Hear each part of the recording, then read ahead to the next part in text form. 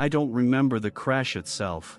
One moment I was driving home from my night shift, half awake, blasting the radio just to keep my eyes open. The next thing I knew, I was waking up in a dim hospital room, my arm in a cast, a dull ache pulsing in my ribs. The clock on the wall read 2:37 a.m. Everything felt off. The lights were too low, the walls, this faded beige with cracks in the corners. The smell of antiseptic lingered in the air, sharp, cold, almost metallic. But what got me the most was the silence. Hospitals aren't supposed to be this quiet. No beeping monitors, no voices, not even footsteps. I pressed the call button, a red light blinked above the door, but no one came. I tried again, still nothing. I reached for my phone, but it wasn't in the drawer. No wallet either, just a half-empty water cup on the nightstand and a clipboard with no patient name. Just my age, 23, and the word observation written in black Sharpie across the top. I sat up, wincing. I needed answers. I needed someone, anyone. I swung my legs over the side of the bed, dragging my forestand as I made my way to the door. The hallway was darker than it should have been, lit only by emergency lights. Everything had this washed out, eerie glow. I peeked out. The nurse's station at the end of the corridor was empty, chairs pushed in, monitor screens black, no signs of life. "Hello?" I called out. My voice echoed, unnaturally loud. Still nothing. I stepped into the hallway. That's when I heard it, a soft creak, like a door slowly closing behind me. I spun around. Nothing. No footsteps. No one there. Just the quiet hiss of the old air vents above. I walked toward the nurse's station, trying to ignore the goosebumps creeping up my neck. The place looked like it hadn't been touched in hours. Dust on the counter, a flickering computer monitor that blinked to life the moment I stepped closer. I looked at the screen. User, Joanna, last login, 1:43 a.m. There were patient notes open. One of them had my age and time of arrival. No name, but the final line stopped me cold. Room 4B, monitor closely. History of agitation. Do not engage after 2 a.m. What? I wasn't agitated. I was just in a car accident. Why would they say that? Behind me, a soft tapping. I turned again. A figure stood at the far end of the hallway. A nurse, short, still, backlit by the emergency light, face shadowed. "Hey!" I called out, relief flooding my voice. "Excuse me, can I?" She didn't move. Not even a step. I started walking toward her, my four wheels squeaking against the floor, but with every step I took, something felt wrong. The way she stood, too stiff, her head tilted slightly, like she was listening for something that wasn't there. "Ma'am," she turned slowly, and then walked away. Not hurried, just silently, vanishing into a side hallway. I followed. When I turned the corner, she was gone. What the hell was going on? I found a door with a faded sign that read East Wing, closed for renovation. The paint was chipped. The door wasn't locked. Inside, the hallway was worse, no lights at all, just the faintest glow from the exit sign at the far end. Doors on either side, all slightly ajar, like someone had walked through and opened them all, just a little. Something deep in my gut told me not to go further, but something else, fear, curiosity, desperation, pushed me ahead. Halfway down, I passed a room labeled 4B. My room. Except, this wasn't where I woke up. Inside, the bed was stripped, the walls stained, an old heart monitor lay smashed on the floor, cords tangled like vines. A broken mirror hung on the wall, reflecting just enough light to catch my face, pale, wide-eyed, breath shaking. I turned to leave and froze. Footsteps. Fast, light. Behind me. I didn't wait. I ran. Back through the hallway, back toward the light. My heart pounded, ribs screaming from the movement. I didn't stop until I reached the nurse's station again. It was lit now. A nurse sat behind the desk. She looked up, smiling softly. "Mr. Holden, you're not supposed to be out of bed." My legs nearly gave out. I couldn't find anyone. I thought. "It's all right," she said. You were in a crash. You've been unconscious for a few hours. You're disoriented." I tried to breathe. She looked calm, normal, but something still felt off. "What happened to the nurse from earlier?" I asked. "The one down the hallway?" She tilted her head. "There's only me on tonight." I stared at her. She stared back, then smiled again. "Let's get you back to your room, okay?" This story seems to be getting scarier, doesn't it? If you want more stories like this, be sure to like and subscribe to the channel. This helps create even more scary for you. I let her guide me back to the room, though every part of me screamed not to. The hallway didn't look the same anymore. It was brighter now, yes, but also wrong in a way I couldn't explain. The corners seemed too sharp. The air felt thick, like the ventilation had stopped working, and her hand on my back, gently leading me forward, was cold, not like nurse gloves cold, dead skin cold. But I didn't say anything. I couldn't. We walked in silence, her footsteps quiet and deliberate. I kept glancing at her face, trying to place what was so unnerving. She looked like someone doing an impression of a nurse. The uniform was clean, crisp, but outdated. The name tag read Joanna. The same name from the login screen. She opened the door to the room, different than before. This one had no windows, just one bed, no call button this time. "Here we are," she said softly, stepping aside. "Why don't you lie down and get some rest?" I didn't move. Something inside me said, "If you lie down, you're not getting back up." "Actually," I said, trying to keep my voice steady, "can I talk to a doctor first?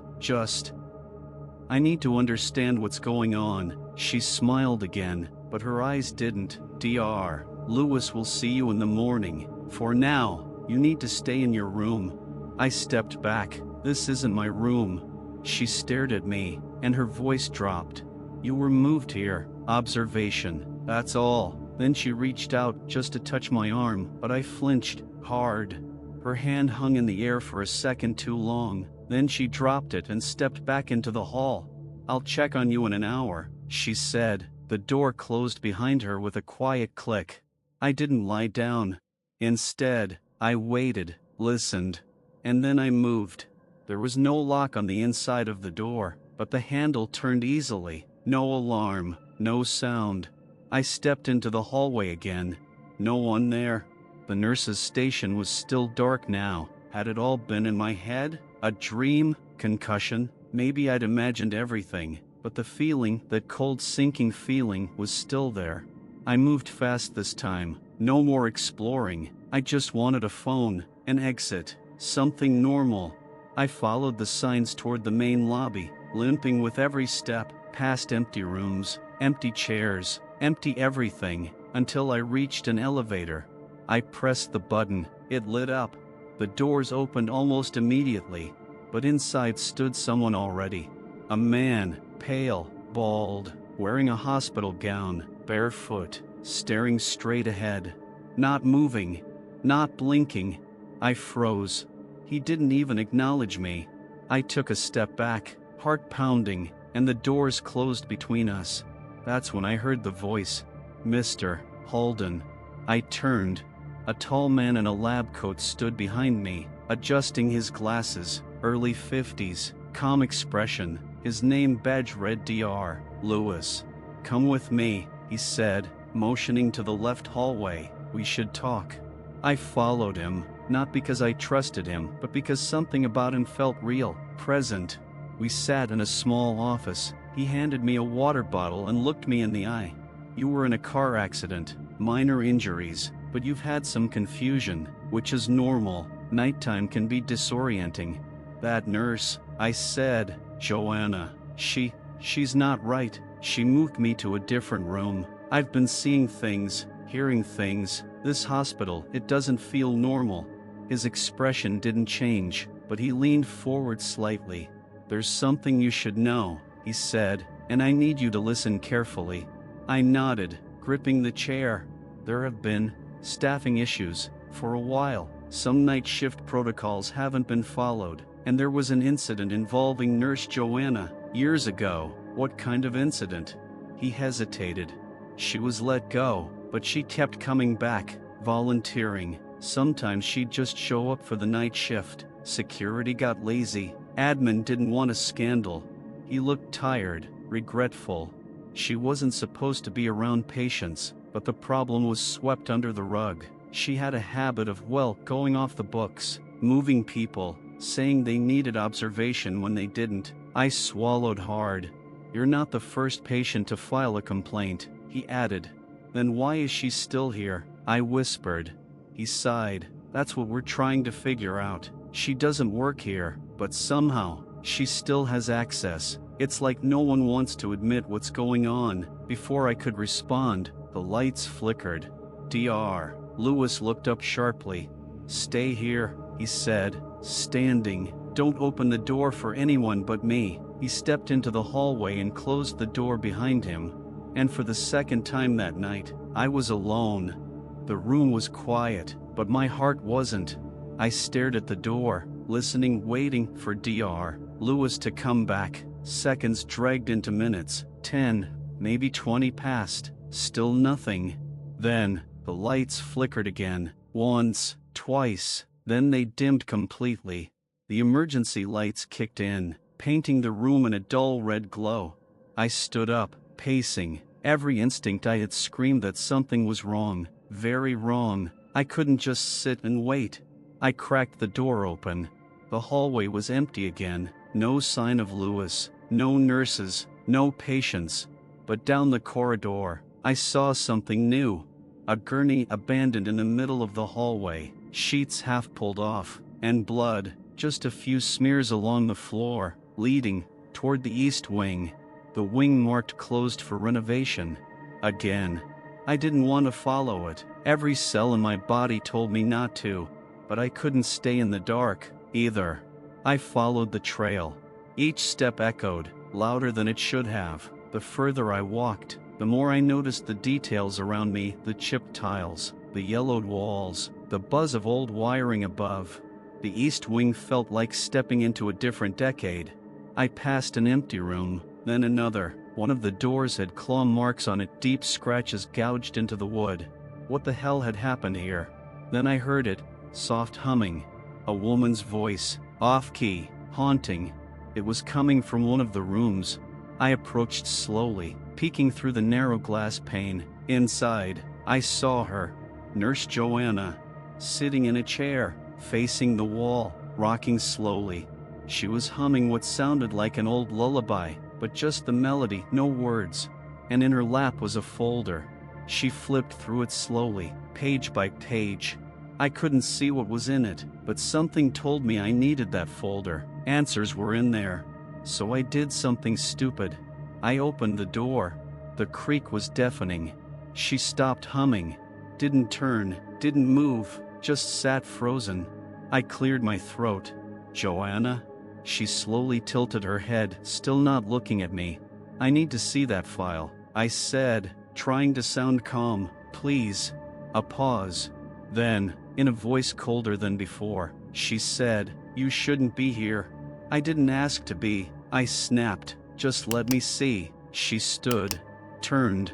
Her eyes were sunken, lips pale, and in her hands, she held the folder like a child clutching a toy. You're not on the schedule, she whispered. What schedule? I asked, backing up. I was just in a car accident, that's all. She stepped forward. There are no accidents, she said, only arrivals. That's when I ran. Down the hall, folder forgotten. I didn't care anymore, I just needed to get out. I took a staircase this time, not the elevator, slammed through the stairwell door and started descending 2 flights, 3 until I hit basement level. Bad move. This floor was colder and darker. Bare concrete, exposed pipes, and a weird low humming sound I couldn't place. I moved fast, checking doors. Most were locked. A few were storage rooms, empty shelves, broken equipment, old wheelchairs. Then, finally, I found a light. A room labeled records, archives. I stepped inside. Dust, darkness, shelves lined with thick folders, tapes, microfilm. but in the middle of the room was a table, and sitting on that table, as if someone had just placed it there, was a single file, labeled Patient 4BH, Max, my name. I opened it. There were notes inside, handwritten, not typed. Patient admitted under questionable circumstances. Inconsistent records. No next of kin confirmed. Possible misfile, former East Wing transfer. None of it made sense. There was even a photo. But it wasn't me. It was someone else, my age, my build, but the eyes were wrong, dead, blank. That's when I heard breathing. Behind me. I turned slowly. And there she was. Joanna. Not humming this time. Just staring. You're reading someone else's chart, she said. I backed away. This says it's me. She shook her head slowly. No, she said. He was before you. You're just the next file. I froze, still clutching the file in my hands. Joanna stepped closer, slow and deliberate. Her shoes made no sound on the floor, like she wasn't even touching it. You're just the next file, she said again, as if repeating it made it true. I'm not supposed to be here, I said, my voice trembling. There's been a mistake. I was in a car accident. I have a life, friends, a job. She tilted her head. And yet, no one's come for you. That hit like a punch to the gut. But I pushed back. Dr. Lewis knows I'm here, he said. Lewis doesn't come down here anymore. She interrupted, almost gently. He stopped trying a long time ago. What do you mean? She turned her back to me and slowly ran her fingers along the shelves of folders. There were others, she said, before you. Some loud, some quiet. All of them thought they didn't belong, but no one ever really knows why they're here. Not at first. She pulled a folder and let it fall open. Inside was a page with the name blacked out. Only the word internal transfer, East Wing visible. You're not the first, she whispered, but you might be the last. Suddenly, she turned sharply, eyes wide, voice rising. You weren't supposed to wake up this early. I backed toward the door. I'm leaving. You can't, she said. And when I ran, she didn't follow. The hallway stretched too long, like it was changing as I moved. Pipes groaned above me, lights flickered in long, slow pulses, like breathing. Back in the stairwell, I climbed 2 steps at a time until I reached the first floor again. My body was screaming, but I didn't care. I just wanted out. When I reached the lobby, something was different. It wasn't empty anymore. There were people, but they weren't moving. 4 or 5 figures stood perfectly still, facing random directions. A man in a patient gown, a nurse holding a tray, a woman in a wheelchair, hands folded neatly in her lap. All of them completely motionless, as if frozen, as if someone had paused the world and forgotten to restart it. I edged around them, too afraid to speak. At the far end of the room was the front desk. Behind it, a figure. Dr. Lewis. He looked up as I approached. I told you to stay in the room, he said quietly. I found the file. I told him, mine, and someone else's. What the hell is this place? He closed a binder on the desk and sighed. It was supposed to be temporary, he said. A holding floor, for patients with nowhere else to go. People without ID, no insurance, no family, victims of accidents, homeless. John does, you name it. He looked tired, older somehow. We were supposed to stabilize them, then transfer to state facilities, but bureaucracy got in the way. The files piled up, and then they stopped transferring. I shook my head. That doesn't explain Joanna. His face darkened. She wouldn't let it go. When the program ended, she kept showing up, volunteering, treating the ward like it was still operational. She started moving patients, keeping them awake, repeating tests, filing her own notes. She's not well, he added. Then call security. I snapped. Call the cops. I did, he said quietly. Years ago. Silence. I thought you were one of hers, he said finally. At first, that maybe she brought you in herself. No, I was in an accident. I remember it. Lewis frowned. There's no record of it, not in our system, not in emergency services, no police report, no ambulance log. I'm telling you. He held up a hand. Then let's find out. He led me down another hallway, a small office, a single terminal. He typed in my name. Nothing. Date of birth. Nothing. Even when he tried to pull hospital security footage from the night of my arrival, nothing. The cameras had cut out at 1:42 a.m., exactly when I woke up. I stared at the screen, stomach turning. I don't understand, I said. I remember the crash, the glass, the spinning. Memory can be unreliable, he said gently, especially when trauma's involved. I gripped the edge of the desk. So what are you saying? I don't exist? I'm saying, he said slowly, that right now, you are here, and that's all I know for sure. Suddenly, a loud clang echoed through the hallway. Then another. Joanna's voice rang out, distant but clear. Room check, 4B. Lewis looked at me, panic flashing in his eyes. You need to leave, he said. Now. Where? There's no exit. There is, he said, already moving. Basement, past the archives. There's a service tunnel, maintenance only. She doesn't know about it. I ran after him, legs shaking. As we reached the stairwell, he paused. If you make it out, he said, don't come back, don't ask questions, don't dig. Why? I asked. He looked me in the eye. Because this place shouldn't exist, and neither should you. We ran. Down the stairs, past the floor where I'd first seen Joanna, past the archive room. Every step echoed like a countdown. Somewhere above us, I could hear doors slamming, keys jangling, her voice, soft and repetitive, like a broken lullaby. 4B. 4B. 4B. Lewis moved fast for someone his age. We reached the sub-basement, colder, darker, like the hospital's skeleton. He turned down a narrow corridor and stopped at a rusty door marked service, staff only. He punched in a 4-digit code. The lock clicked.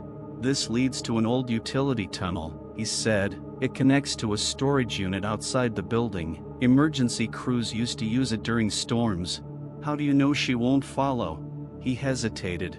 She doesn't go where she doesn't recognize, he said. She's still stuck in her old routine. As long as this place doesn't look like her floor, it doesn't exist to her. The door groaned open.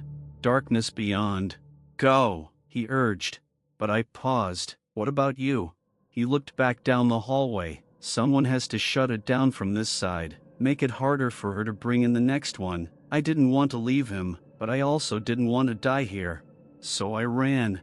The tunnel was long, damp, full of cobwebs and the stench of mold. Pipes lined the ceiling. I followed the only path forward, heart pounding, until finally I saw it. Light. Faint, distant, but real. A metal door. I shoved it open and burst into cool night air. I collapsed onto the gravel behind what looked like a maintenance shed. I was outside, free. I called 911. I told them everything. The accident, the hospital, the nurse, Dr. Lewis, the files. They picked me up 20 minutes later. Only, there was no hospital where I said there'd be one. Not anymore. The building had been condemned nearly 7 years ago. Closed after a fire on the east wing. The address existed, sure, but it was a fenced-off ruin. No power, no operating license. The fire had started during a night shift.